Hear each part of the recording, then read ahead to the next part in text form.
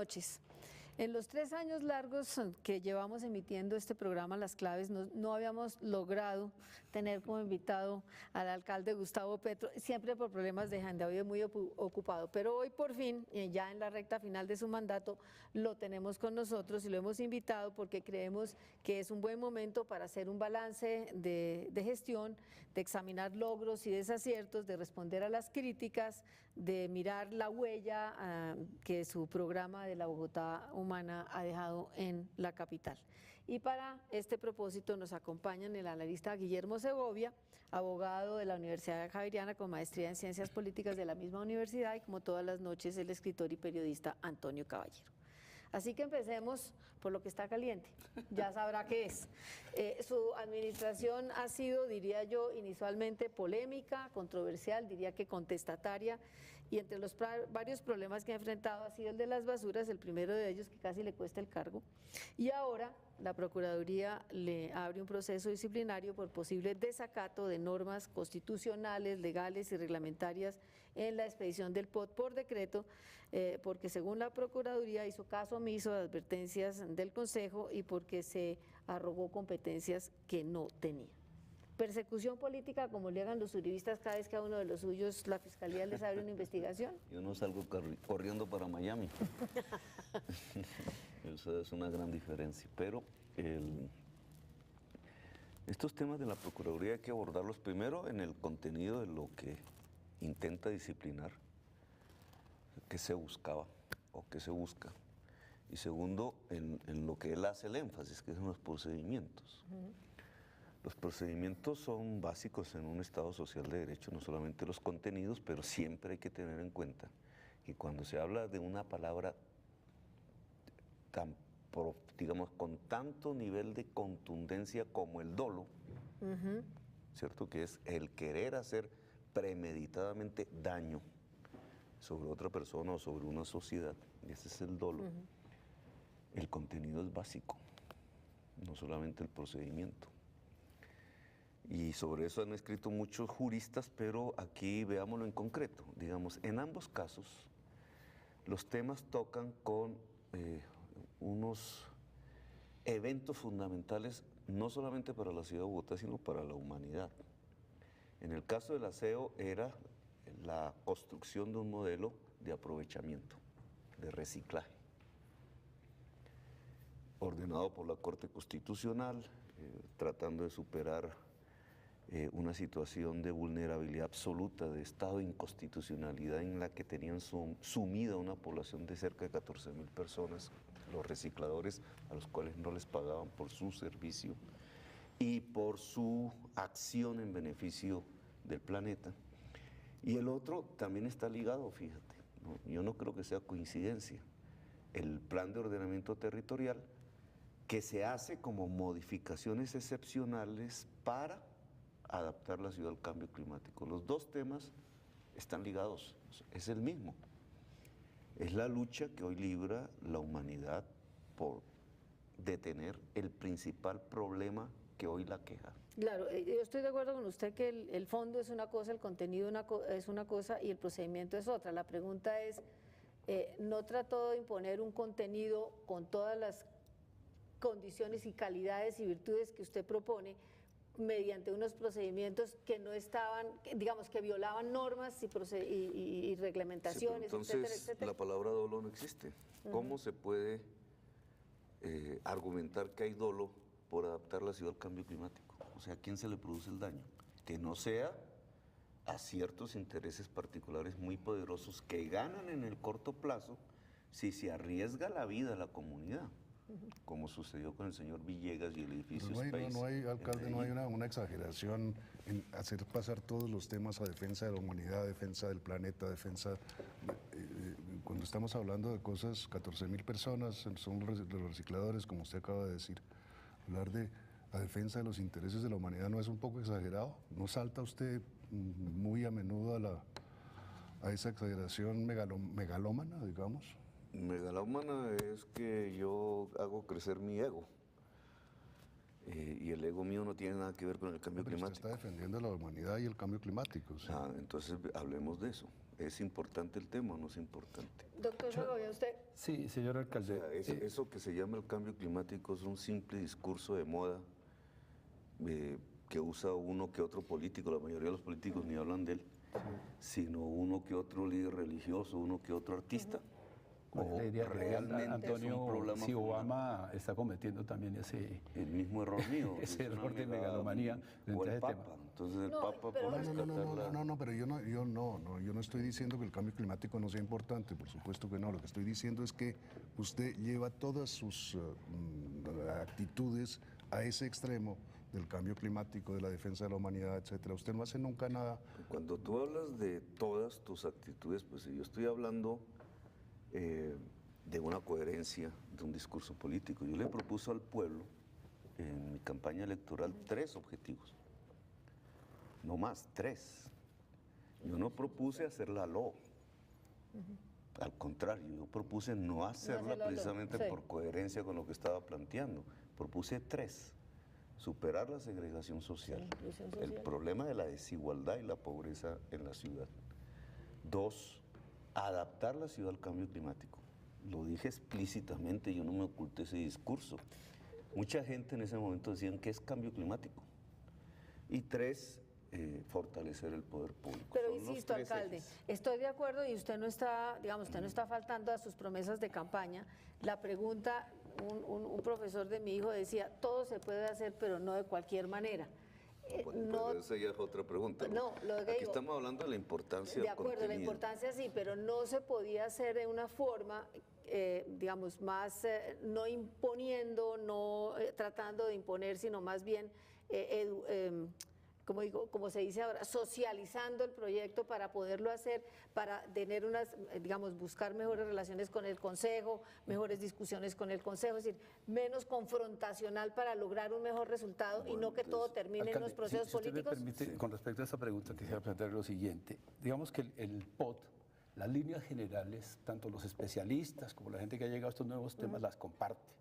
Es decir, y son temas de agenda internacional y Naciones Unidas la respalda y hay que densificar y hay que evitar la expansión, hay que proteger.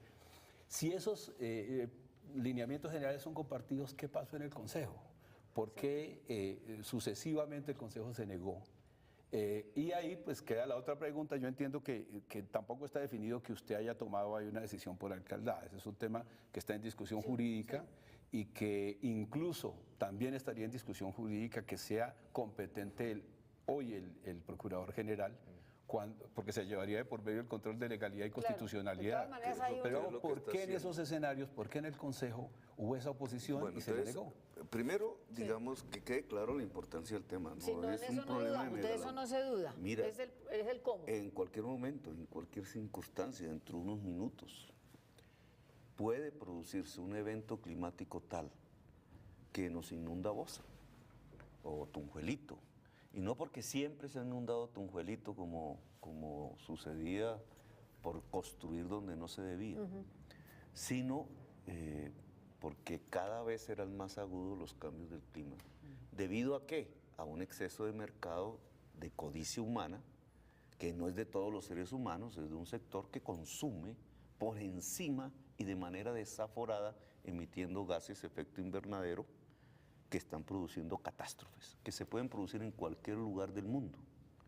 No como en este momento, miles de personas que mueren por el calor en Pakistán, en India o en Europa. También aquí. Y lo vivimos cuando yo llegué a la alcaldía. en las Pero no le inundaciones. contesta la pregunta, doctor. Y ahora Segovia. vamos a los procedimientos. Los procedimientos siempre siguen conductas políticas. La norma sobre ordenamiento territorial. El alcalde pensó, con su equipo de colaboradores que vienen trabajando con el alcalde hace 10 años cuando discutimos el POT de Peñalosa, porque nosotros abrimos el debate, yo siendo parlamentario. Es válida la expansión sobre zonas vulnerables ecológicamente, como los humedales, como los cerros. Pensar una ciudad que se expande alejándose de sus centros de producción y de estudio, volviendo cada vez más difícil la movilidad y más caro vivir en la ciudad, que además tiene como consecuencia la segregación social. Nosotros nos opusimos al modelo del entonces alcalde Peñalosa, lo discutimos en el Congreso de la República y arrancó una corriente que ya tenía profesores muy destacados y líderes ambientalistas como Tomás Van der Hamen y otros. Y logramos unos éxitos, pero también abrir una discusión. Cuando llegamos al gobierno ahora, y habiendo puesto el punto en el programa electoral, decidimos presentarle al proyecto unas modificaciones excepcionales por 3 razones fundamentales que el POT de Peñalosa no había tenido en cuenta. Algunas porque no eran ni siquiera discusión en el año 2000. Una, la población no creció tanto como pensó Peñalosa. La ciudad crece al 1.4, ellos pensaban que hoy tendríamos 12, 13 millones de habitantes, tenemos 8. Y por tanto, las necesidades de expansión urbana no eran tales. Eso obviamente choca con un grupo de personas que tienen poder político, pero que es un interés económico, que son los propietarios de los suelos que esperaban la urbanización. Para resumir, ¿usted cree que esos intereses estuvieron presentes a través de los concejales para rechazarle el POT? A través de Camacol. La pregunta es, ¿usted no podía empezar a realizar su plan con las herramientas que tenía ya en planeación, con licencias y cuestaciones de esas, para ir como sembrando ese programa sin tener que enfrentarse? El uso del suelo solo lo reglamenta el Consejo. Ya. ¿Cierto? En el gobierno de Peñalosa crearon una diferenciación de riesgo en la ciudad y para permitir la construcción en zonas de riesgo significa que se puede morir la gente. Entonces dividieron la calificación de riesgo en alto riesgo, mediano riesgo y bajo riesgo. En mediano riesgo permitieron la edificación. Esas edificaciones, como las de Metrovivienda en Bosa, fueron objeto de inundación, no por el río Bogotá, sino por las aguas servidas que en el canal Cundinamarca tuvieron que construir precisamente para que esa urbanización pudiera estar allí. Cambiar ese tipo de uso del suelo es lo que se llama cambiar el ordenamiento territorial. ¿Y eso fue lo que usted hizo por decreto? Nosotros, no señora, ¿no? Nosotros hicimos durante años el proyecto, porque nosotros lo heredamos de la administración anterior, incluso lo alcancé a discutir con Clara López. En el empalme ellos ya tenían un trabajo, nosotros cogimos ese trabajo, lo modificamos en los aspectos que tenían que profundizar la adaptabilidad de la ciudad al cambio climático y a la financiación del metro, que era otro elemento que Peñalosa no tuvo en cuenta. ¿Cierto? Fueron 3, caída de la población, cambio climático, en ese entonces ni se hablaba del tema, y necesidad de financiar el metro con instrumentos que tuvieran que ver con la gestión del suelo. Por esas 3 razones se hizo el proyecto.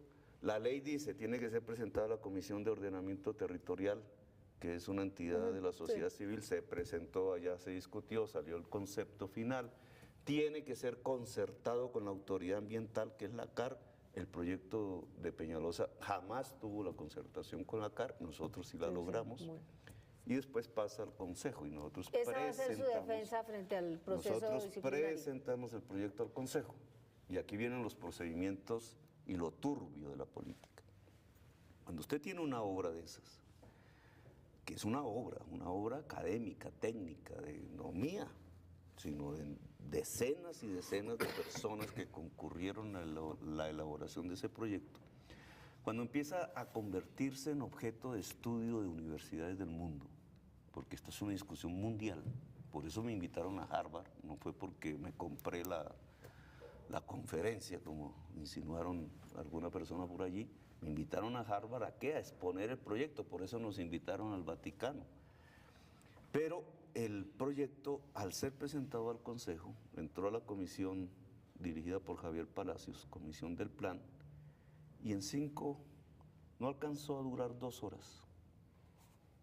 Y parada, Juan Carlos Flores, María Victoria Vargas, Miguel Uribe Turbay, Javier Palacios, Orlando Parada y otros, acaba de rechazar. Pero la realidad hoy, alcalde, es que el plan No, pero está es que suspendido. permítame, porque ustedes hablaron de procedimiento y esto es claro. Pero tenemos que acelerar, si no se hacia nos va allá todo el en programa este en el sentido, voto. alcalde. La realidad es que está suspendido. Sí. Hay una decisión judicial de suspensión. Sí. Ahora le abre el procurador esta investigación Sí. sobre la misma materia con todas Sí. las objeciones que haya. Sin embargo, la administración se ha intentado que algunas de las líneas planteadas en Se el lleven POT a cabo. se lleven a cabo. Por ejemplo, lo que permite Las que son decretables decretables por la alcaldía. sin consejo. Exacto, pero ¿qué tanto se ha avanzado? Y ahí también hay una polémica. ¿Ustedes cómo se ven? ¿Eso tiene perdurabilidad? Hay una discusión si las licencias otorgadas para crecimiento hacia arriba en el centro se van a sostener, si hay la infraestructura y el acondicionamiento necesario para que eso sea viable, si finalmente eso ya va a ser una línea general de conducta en Bogotá de replantear el esquema de urbanización hacia allá. Pero permítame decir antes que se viene volviendo popular, en cierta forma, por algunos analistas que entonces el alcalde, por haber decretado el POD, es un dictador, un déspota o algo así por el estilo. El POD de Bogotá vigente, el de Peñalosa, fue decretado por Peñalosa. Y las modificaciones del POD de Mocos. Peñalosa que hizo Mocos también fue decretado. El Consejo nunca ha aprobado. Tanto a Peñalosa como a Mocos se los acusó de gobernar despóticamente. Yo no sé. No, pero es que en este tema, el Consejo nunca, y no solamente el actual, el anterior, nunca ha llegado a debatir y a decidir sobre el ordenamiento territorial. La ley dice que si pasados 90 días, dice la ley 388, el Consejo no decide, es decretable por el alcalde. Además, porque ese es el principio de planificación. No se puede negar por razones políticas el hecho de que un mandatario elegido por el voto popular no pueda planificar la ciudad en la que está. Y el plan son dos, plan de desarrollo y plan de ordenamiento territorial. Bueno, avancemos un poquito. Entonces, cuando votaron negativamente, la administración, como dice el reglamento del Consejo, propuso una moción, una proposición de reconsideración, que es como la de reposición, que suspende la decisión de la comisión hasta que la plenaria decida, a favor o en contra, de esa proposición. Jamás fue puesta en consideración. Luego, el Consejo no rechazó el POT. Listo, entonces simplemente esa es su no defensa. decidió. Y será- como dice la ley, sí. pasados 90 días, entonces decretó. Fue cuando decretó. Bueno, Ese es el avancemos. tema del procedimiento. Listo, pero entonces no nos quedemos ahí, avancemos un poquito, porque es que si no, se nos va el programa en el POT y hay que avanzar un poquito Pero más. algo queda del POT, algo queda de lo que De lo era que dable tanto es por El decreto. POT es un decreto legal hoy. Ninguna autoridad judicial ha dicho que es ilegal. Cuando lo estudió el Consejo de Estado se declaró no competente. Sí, por y eso lo pasó devolvió. a un tribunal. Pero está suspendido por una magistrada. Listo. La suspensión no es que sea ilegal, simplemente Sí. no tiene efecto Listo. y aún no se ha decidido sobre su legalidad. Listo. Quería mencionar lo de alianzas público-privadas, lo del centro, la construcción, todo esto que se ha derivado, sin embargo, ¿cómo va eso en la alcaldía? Pues usted ve el centro, aquí nos rodea, ¿hay grúas de construcción? No hay grúas. ¿Desde hace cuánto no se veían grúas de construcción en el centro? Un centro vaciado de población desde hace mucho tiempo, la población vacía los bordes. La ciudad tiene grandes edificios en los bordes y su actividad laboral en el centro. Eso provoca el problema de movilidad y los costos de vivir en la ciudad. Hoy usted empieza a ver grandes construcciones en el centro, algunas venían de antes, otras se producen ahora, pero lo que es evidente es que hay una reactivación de la construcción en el centro. Eso me parece un efecto importante desde el punto de vista de la sostenibilidad de la ciudad. Debería ser más Bueno, y debe contener vivienda. alcalde, pasemos a cosas un poquito, digamos, ya empezamos a concretar un poquito más. Muchos le han criticado, si usted fue un excelente parlamentario, pero en términos de gestionar una ciudad tan compleja como Bogotá, algunos consideran, estoy transmitiendo las críticas, que le ha faltado ejecución, que ha improvisado mucho, y por ejemplo el informe de la veeduría que se conoció de la ejecución del presupuesto del año pasado señala que por lo menos en 43 de las metas en salud, integración social, hábitat, movilidad, entre otras, solo el 65% tiene alto riesgo de ser incumplidas y solo el 35% podrían cumplirse en su periodo. ¿Hay un exceso de ambición en su visión de ciudad o un exceso de improvisación? ¿Siente que sí ha ejecutado lo que se propuso o que le falta ejecución? A ver, proponer, que es lo que se hizo en la vida política del 2011, una ciudad que supere segregación social, se adapte al cambio climático y empodere los sectores más débiles y el mismo poder público, no es una improvisación. Los sectores adversos a estas tesis le llaman a eso improvisación, populismo, etcétera, pero es una postura política que yo no oculté. A eso me dediqué, a cumplir el programa. El programa se volvió plan de desarrollo y examina el programa, que está por allí en internet, examínalo con lo que se ha ¿Pero no hecho. tuvo que recortar metas? Sí, hay cosas que se lograron, Por ejemplo, en términos de hay jardines cosas que infantiles, de se van colegios. a lograr, Claro. porque el plan se acaba a mediados del año entrante, y hay cosas en las que fallamos. Por ejemplo, ¿en qué fallamos? No pudimos hacer un instrumento de crédito público distrital para la economía popular. Hoy, ahora que vamos a entrar en un proceso de caída económica en el país, vamos a observar la importancia que tiene un instrumento de crédito para cambiar el modelo, que no es propiamente bogotano, de economía minera, de carbón, por un modelo otra vez industrial, manufacturero y agrario, o agroindustrial, en lo cual Bogotá tiene mucha potencialidad, pero no tiene crédito. En eso fallamos. El POT está suspendido. Y el POT no es cualquier cosa. El POT para mí era... Es una visión compleja de sí, ciudad. claro, era una de las grandes realizaciones, que no es una obra en concreto, sino es una normatividad que era clave para la ciudad. Metro y tranvías. Hablar de metro y tranvías en Bogotá. Ustedes ven Medellín, Sí, los tiene. sí. Lo seguimos pagando. Sí, la nación pagó Bueno, pero una mire, parte. le voy a proponer lo siguiente. Me dicen que haga una breve interrupción y vamos con los problemas de movilidad, que son uno de los grandes problemas que siente la gente concreto en Bogotá. Volvemos en unos segundos.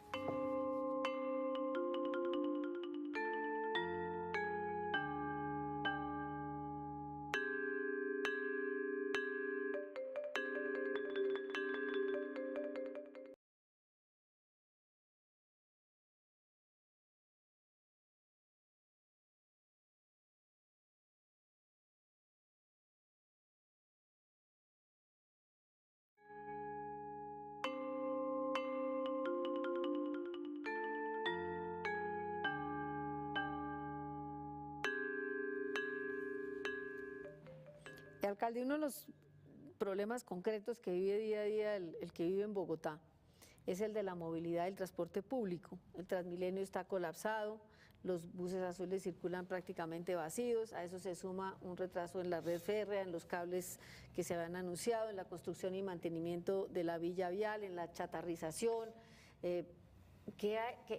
¿No siente que ahí falló? ¿Usted se ha montado en un Transmilenio como cualquier hijo de vecino en hora pico? Claro, yo era usuario del transporte No intermunicipal. era, pero ahorita También. ¿sí?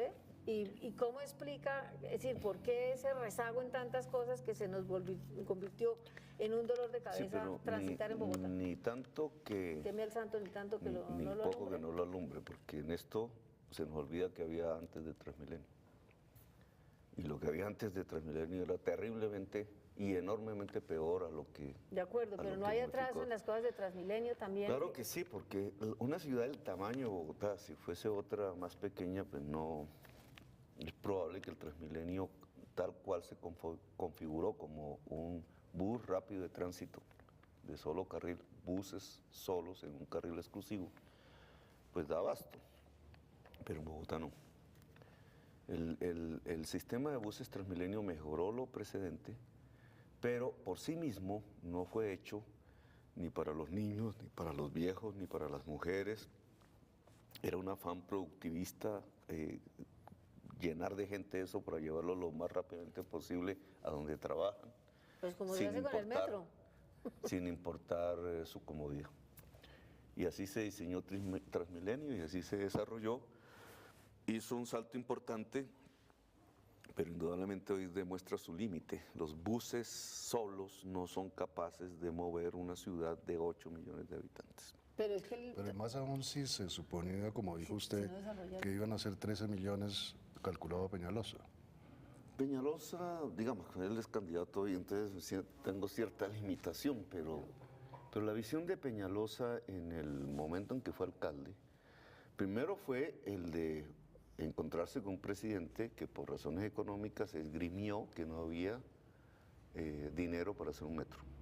Y él se encontró con un plan de buses en carriles exclusivos que estaba articulada una línea de metro, lo cual sí era mejor, el transporte multimodal, pero se quedó sin el eje estratégico, la línea del metro. Y Peñalosa rápidamente derivó hacia, entonces hagamos solo buses, y se quedó ahí. Pero bueno, pero ese programa tampoco se llevó a cabo, digamos, las pasadas administraciones también por un sesgo antipeñalosista, bueno, malo, regular, pero por un sesgo antipeñalosista frenaron el desarrollo de las troncales, mejor dicho, no es siguieron cierto, con todo el desarrollo. Tampoco es cierto, Tampoco es el cierto. alcalde Mocus la desarrolló, hizo Samuel Moreno dejó iniciar las la tres, a pesar del NQS, carrusel, ¿no? A pesar la del carrusel. NQS, Bueno. Lucho Garzón en una noche fatídica, el 28 de diciembre, adjudicó la 26 y la 10ª, lo que conocemos como fase 3. Terminé, me tocó a mí terminarlas, con todo lo que pasó en el intermedio, pero Bueno. realmente lo que pasa es, y podríamos seguir, porque ahora vamos a abrir la Boyacá, la adjudicación de la Boyacá, que yo creo que va a ser la última troncal De como la Transmilenio. conocemos hoy. Ya. Pero el sistema de buses, aún haciendo la Boyacá, etcétera, Se va a quedar corto. se queda corto porque la forma como fluye la población, y otra vez volvemos al urbanismo, de bordes de la ciudad cada vez más lejanos y cada vez más densos, como Patio Bonito, como el Gaitán de Suba, los sitios más densos de América, más similar a Manhattan en Nueva York, pero lejos de donde se trabaja y donde se estudia, pues todos esos flujos, al confluir en el borde oriental, pues provocan un colapso en nuestro sistema de movilidad. ¿Hacia dónde tenemos que ir? O debimos ir antes, pero digamos, ¿hacia dónde vamos? Hacia integrar el transporte y volverlo multimodal. Alcalde, frente al tema de Transmilenio, una de las líneas del plan de desarrollo es el fortalecimiento y defensa de lo público. Y ha estado digamos, en acción en distintas entidades, el fortalecimiento de esas entidades. Hay cifras muy interesantes en términos de empresa de acueducto, en energía, en la misma ETV. Pero siempre ha quedado la crítica por qué el esquema de Transmilenio, de propiedad y de distribución de renta en Transmilenio, no se tocó y aún más se prolongaron los contratos sin hacer revisión, los contratos que se habían iniciado con el modelo que implementó Peñalosa. Si yo quisiera cambiar el modelo Transmilenio, tendría que ir contra la ley y contra, Repite el caso de las basuras. contra el acuerdo del Consejo. No, aquí, porque ni en las basuras ni en el POD hemos infringido la ley. Listo. Y por eso estoy aquí hablando con ustedes. Pero en el caso de la ley ordena que todos los sistemas de transporte masivo se entregan por concesión, que es el modelo Transmilenio, la ley. Y además la ley tenía algo peor, digamos, complementario, que es, y deben ser autosostenibles, es decir, los usuarios deben sostener el sistema. eso no es Recibiendo Bueno, eso menos mal ya monto en este gobierno ínfimo se de la acabó. entrada por tiquetes. Por eso tengo embargado mis cuentas, porque yo dije, no, ¿cómo así que o sea, los usuarios No es en ningún país del mundo el transporte público no pasa en es ninguna autosostenible. parte y ya las normas habían variado permitiendo Pero- sostenibilidad. Pero hay otra Pero usted norma no del le abre un Consejo. hueco adicional a ese déficit con la baja de las tarifas en las horas valla de los cuales se reversó ahorita. Hay, No otra, hay- hay otra norma del Consejo que dice que debe ser privado, que es un exabrupto en mi opinión, pero está vigente. Cuando la quisimos modificar, porque alguien dirá, ¿y por qué no la propuso? La quisimos modificar y No lo hundieron el proyecto. Si comparamos Medellín con Bogotá un poco en términos de movilidad, independientemente del urbanismo, Medellín ha saltado tecnológicamente más, tiene un transporte multimodal. ¿Qué significa multimodal? Que no son solo buses, que allí están los cables, que allí está el metro, que allí está el tranvía. Lo que propusimos para Bogotá está en Medellín. Y Bogotá no tiene eso siendo más grande. ¿Por qué? Pues adelanto una definición.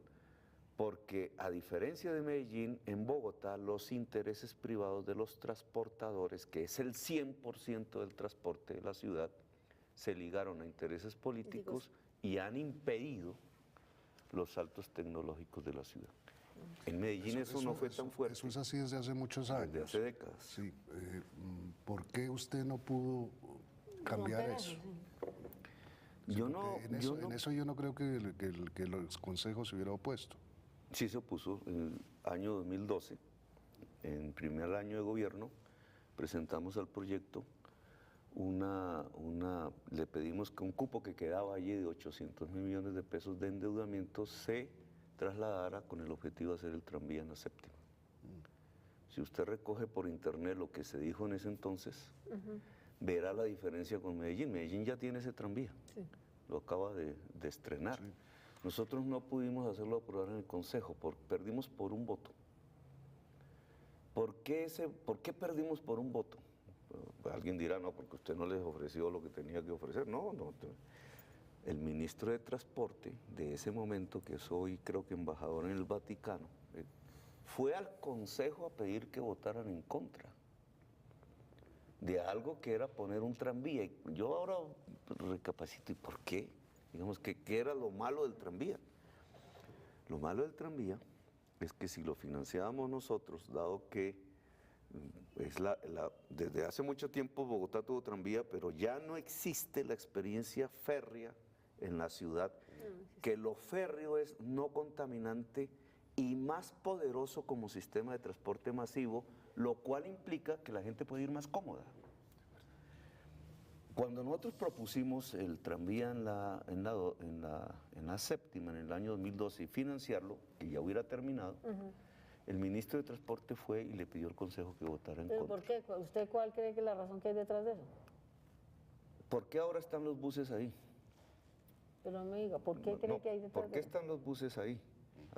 Que también fue un salto tecnológico, fue un logro de esta administración, pues son buses con menor nivel de contaminación.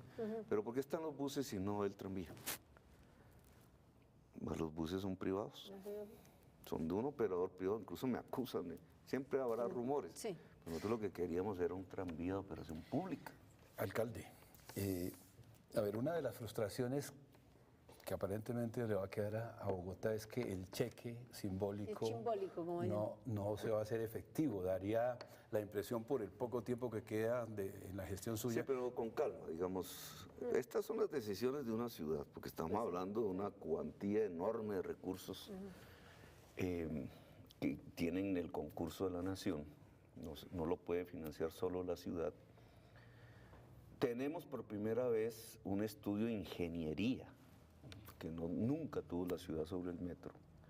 A pesar de la cantidad de estudios y de plata que se invirtieron. Es que nunca existió un estudio de ingeniería.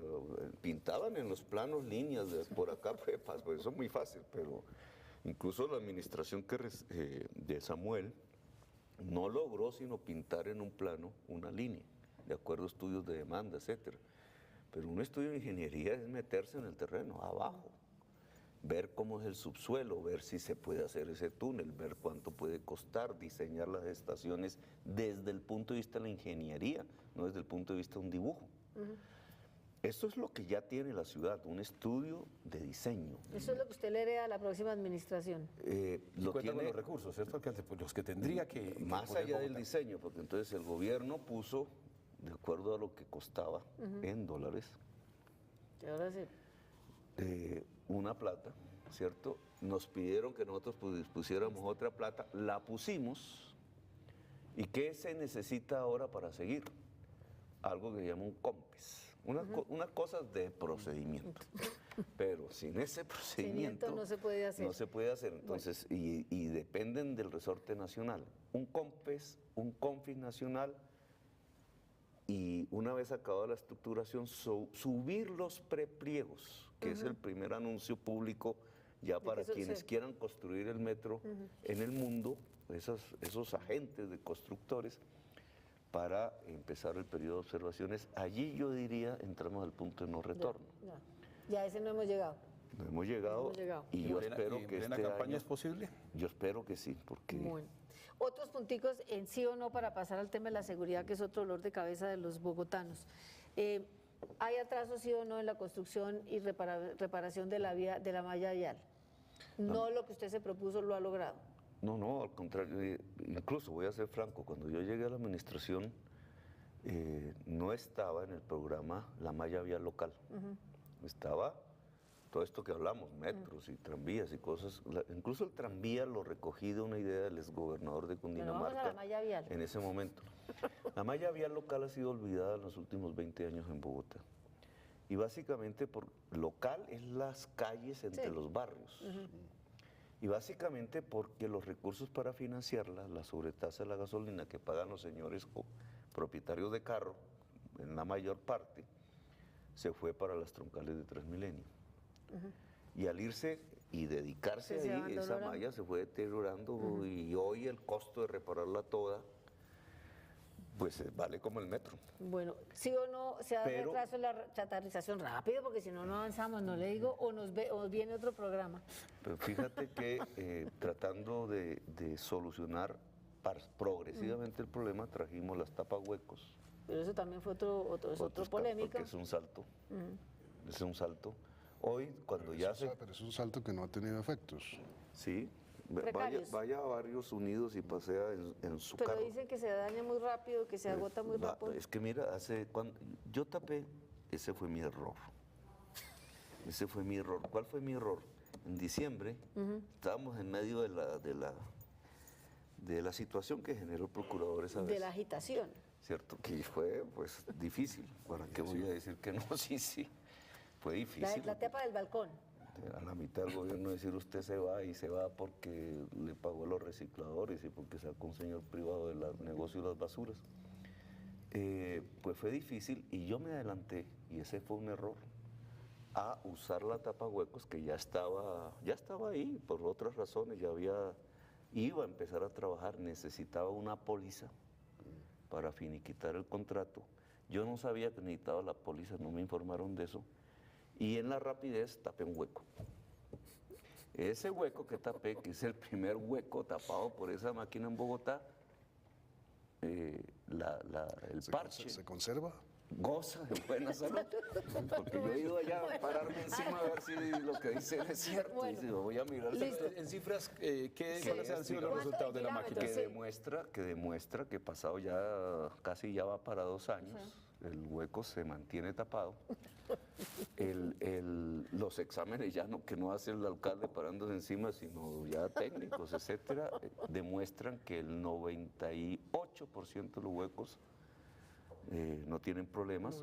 Hay unos que por otras razones ya en el subsuelo no se pueden ni se Malla deben Vial tapar. habla de casi 500 kilómetros, algo así. Esa Hemos es la tapado verdad. huecos de Usaquén, Chapinero, Barrios Unidos, Teusaquillo, Puente Aranda, Se Kennedy. reciban quejas de dónde hay Y huecos ya para que mande estamos tapar.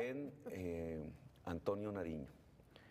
Si usted la peor localidad en su malla vial, cuando la recibimos, se llama Barrios Unidos, porque allá entran pues los carros, hay mucho comercio, etcétera, entonces dañó la malla vial local y eso no lo arreglaron en mucho tiempo.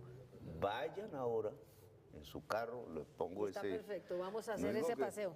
Y miren cómo está la malla vial local Bueno, de Barrios Unidos. chatarrización, ¿está atrasado el programa de chatarrización? ¿Sí o no? Van 4.000... ¿Y cuántos faltan? Ojo que aquí tenemos el mayor problema del SITP contesta y es bueno contigo. que lo discutamos públicamente. A ver. Van 4.000 buses chatarrizados. Digamos, no, eso es otra vez el vaso a medio llenar. Nosotros necesitamos chatarrizar unos 3.000 buses adicionales este año. ¿Quién chatarriza? El operador privado concesionario del SITP. Tiene la obligación contractual de chatarrizar. ¿Lo está haciendo? ¿Y si no, no hay manera de sancionarlo? No. La respuesta es no está chatarrizando. ¿Y no hay manera de sancionarlo Cuando porque se no discute con chatarriza? ellos dicen, la cláusula que firmamos en el año 2010 dice, solo hasta que se implemente el 100% del SITP son exigibles para los operadores privados las cláusulas, sus compromisos contractuales. Las cláusulas al inicio de esos Sí, contratos. entonces tenemos como una especie de huevo y la gallina. No se puede implementar porque no chatarrizan. Y no chatarrizan porque dicen que no es Pero, alcalde, así. ese es un proceso complejo, digamos, ¿en qué porcentaje Es una está la pelea. implementación del SITP en Nosotros Bogotá en este pusimos momento? 200.000 millones de pesos para chatarrizar y ahí el Contralor se metió. Tiene cierta razón, como si esa es una obligación de los privados, ustedes van a poner el dinero público. Cogimos Egobús y Cobús como prioridad y yo pedí que la chatarrización, cuando el propietario privado entrega su derecho dentro de Egobús y Cobús, pase a ser propiedad pública.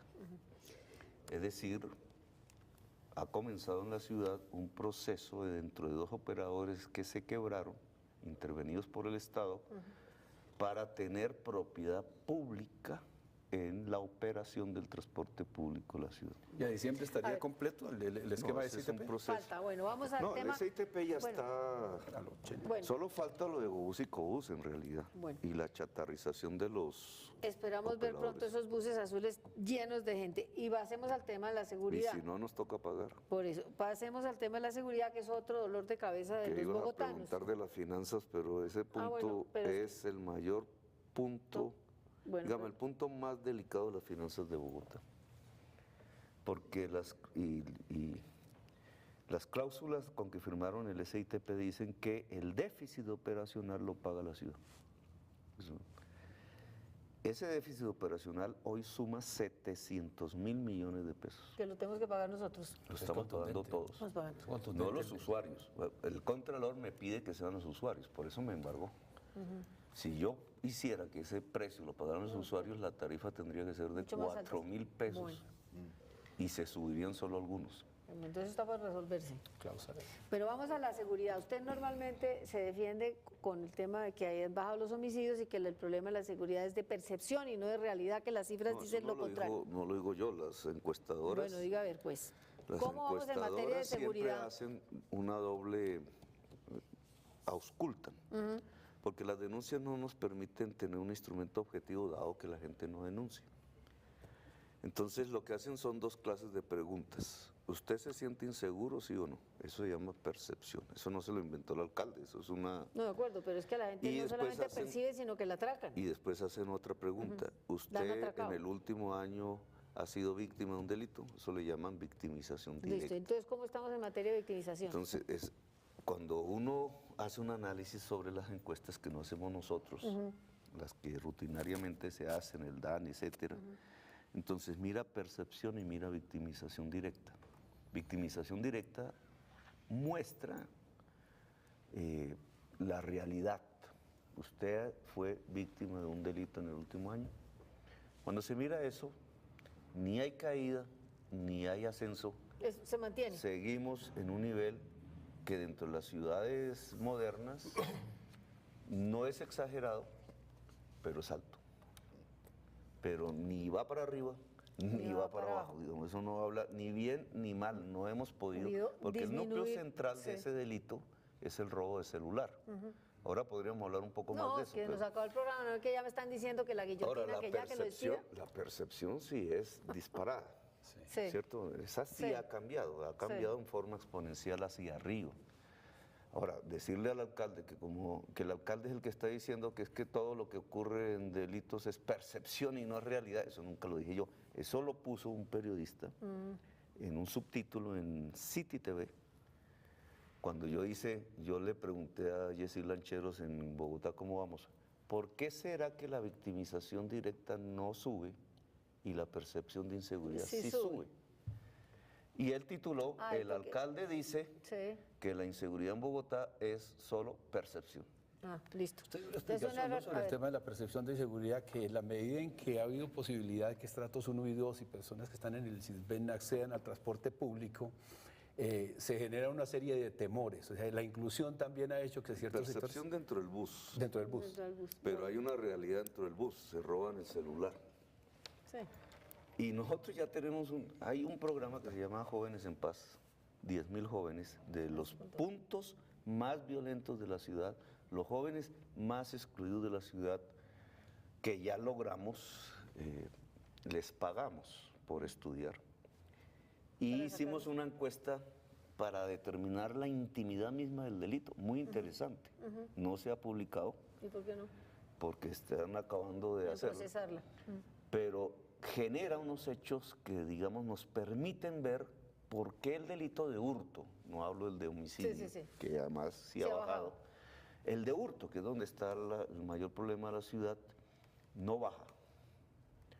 Entonces, esa cadena, te adelanto, pues, ojalá no Impunidad. dañe la encuesta es básicamente el joven excluido, primero tiene problemas en su familia, segundo, se sale de su colegio en los años medios, no al final ni al principio, quinto, elemental. Si es mujer, se embaraza antes de los 17 años. Pero usted ha logrado bajar Si los es niveles de hombre, embarazo adolescente. conforma primero un parche que se conforma a los 12 años de edad. Pues viene banda, si todos van Y creciendo. después hace un tránsito. Ese parche Banda. tiene una condición básica. Usa drogas. Y las drogas que usa son, en una alta proporción, bazuco, pegante y alcohol mezclados. Mejor dicho. Lo usa el 75% diariamente. Cuando uno suma cuánto dinero necesita, es un monto tal que él no dispone. Cuando se le Roba. pregunta, él y ella, ¿cómo lo consigue? Entonces, de Ciudad Bolívar, Usme, etcétera, bajan al Bronx, a Mártires, aquí al centro, Listo. y roban. ¿De dónde viene entonces parte y buena parte del hurto de la ciudad? De esos niños De una necesitados. juventud excluida. O sea que hay que retención escolar, darles oportunidades a los jóvenes. Entonces tú has Me hecho da una pena- política pública Bien. diferente a electrocutarlos, llevarlos presos o meterlos en una No, escombrera estoy- muerta. Vale, vale. Me da pena que tenemos que interrumpir aquí, se nos acabó el tiempo. Hacemos una breve interrupción y volvemos en unos segundos.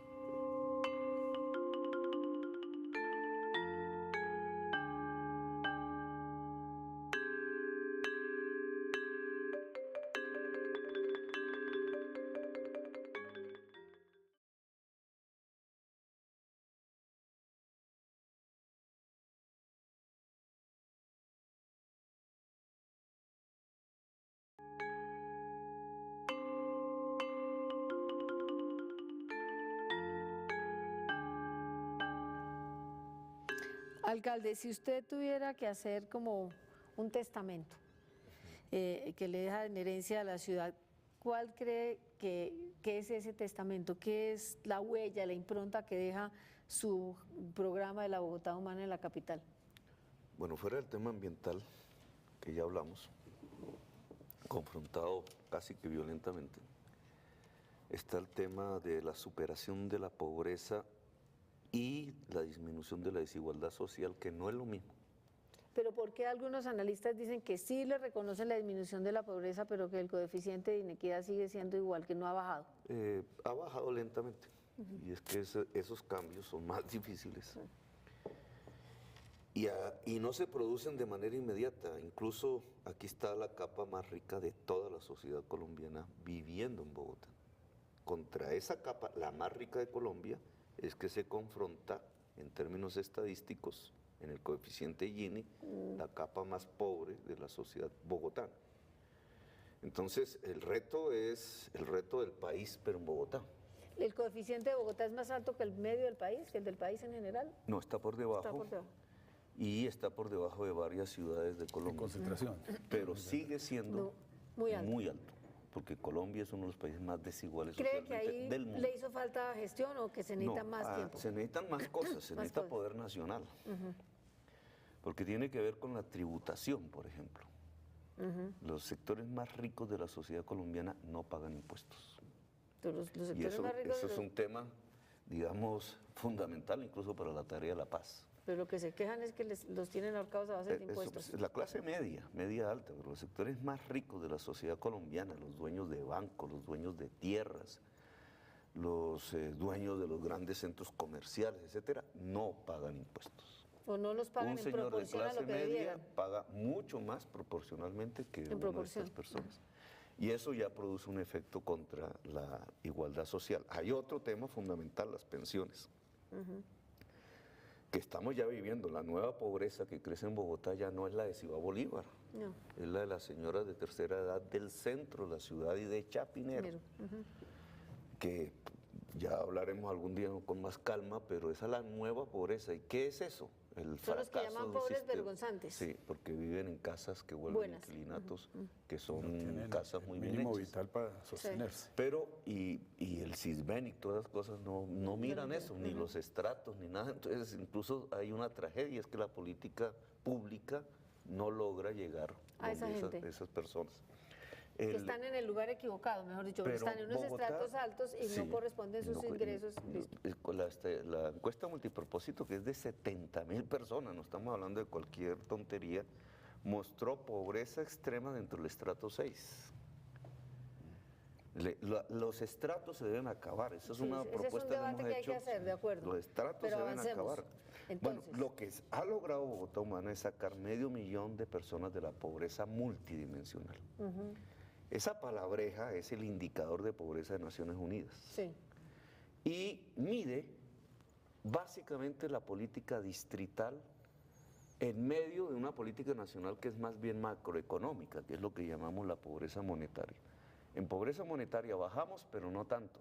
En pobreza monetaria tenemos un 10% de la población, es decir, no recibe los ingresos adecuados a eso que llaman pobreza. ¿Y en pobreza multidimensional cuánto? 5%, es decir, la mitad de la gente que es pobre económicamente, las políticas del distrito las sacan de la pobreza. Porque eso quiere decir que tienen acceso a servicios públicos, agua, luz, Atención teléfono, de sus atención niños, médico. a salud en sus hogares, a políticas focalizadas en el caso de trabajadores sexuales, de habitantes de la calle, etcétera. Cuando sumas, ¿qué es 5% de la población?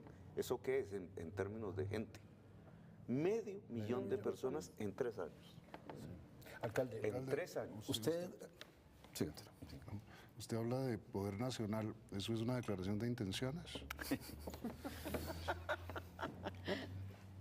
Digamos, Bogotá ha ganado mucha autonomía y esa es una de las gracias de la ciudad, y de los hechos.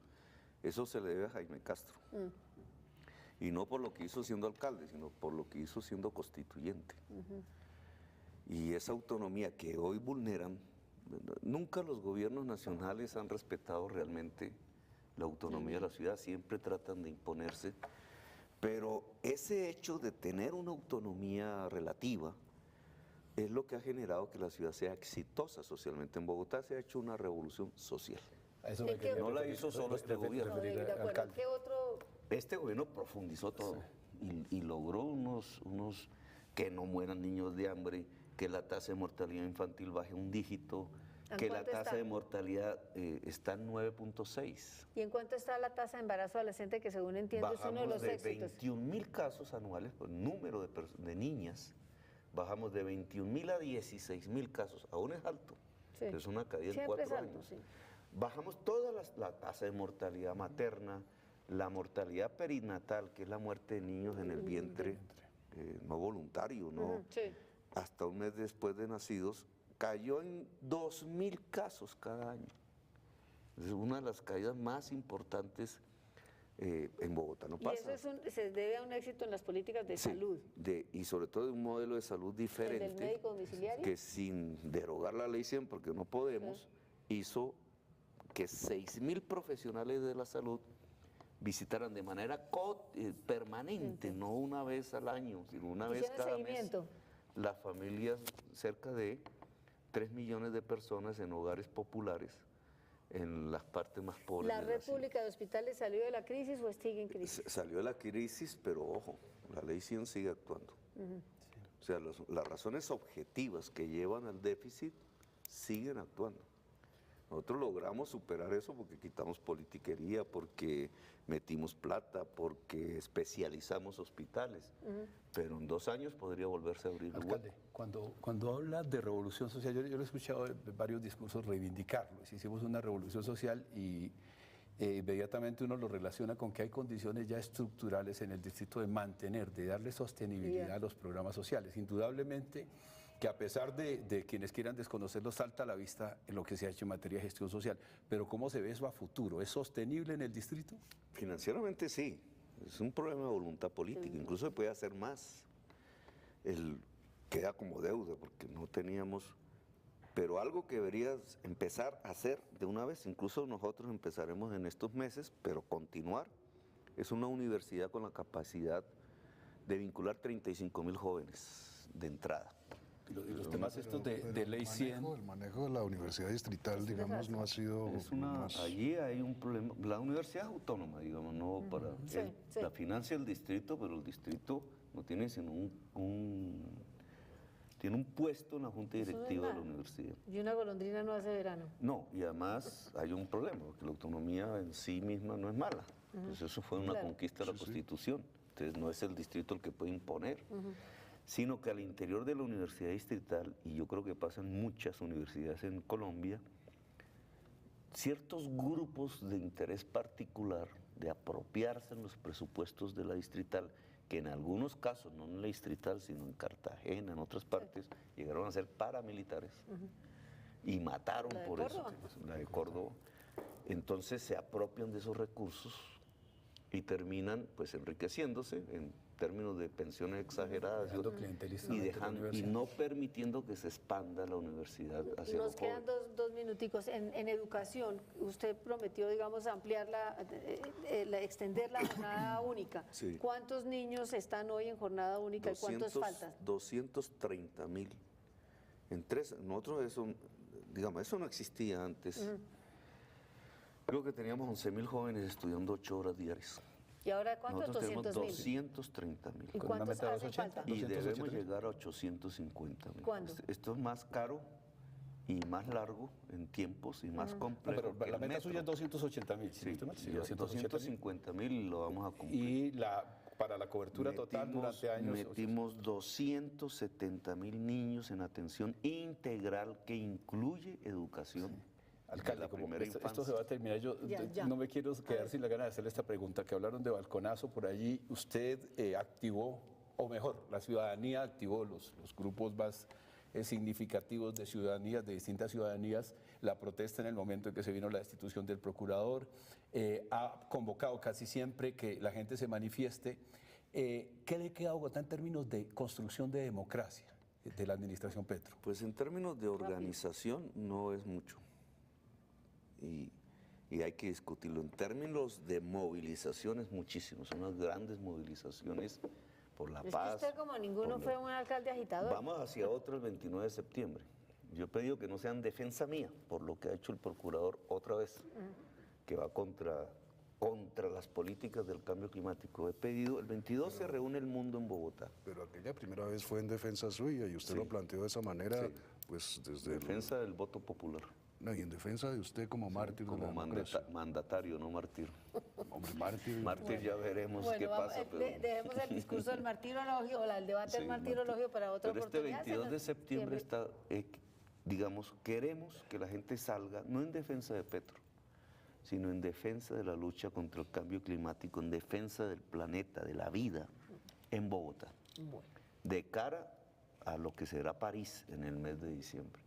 De de cara que hay cumbre climática. a profundizar Ya, los listo. cambios Creo que quedó mal culturales entendido. que Aquí hay un tenemos evento en septiembre y luego se está convocando a la movilización a raíz de ese 22 evento, de ¿no? septiembre, pero también sirve para Sirve decirle para al procurador, Oiga, bueno, no estamos bueno, hablando carreta, bueno, esto va en alcalde, serio. de verdad se nos acabó el tiempo. Muchas gracias por haber venido, a ustedes por haber estado con nosotros. Hasta el próximo martes a la misma hora. Buenas noches.